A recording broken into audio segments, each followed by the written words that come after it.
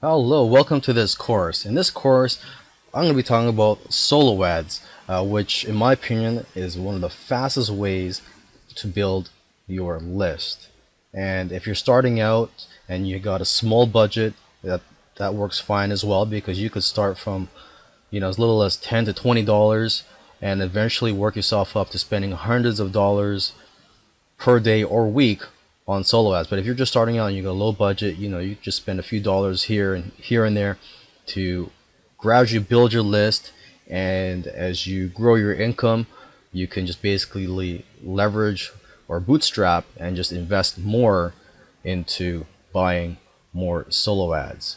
Okay, so in the next few videos, I'm going to be sharing with you where to find solo ad vendors for both the internet marketing niche and also in niches outside of the internet marketing niche.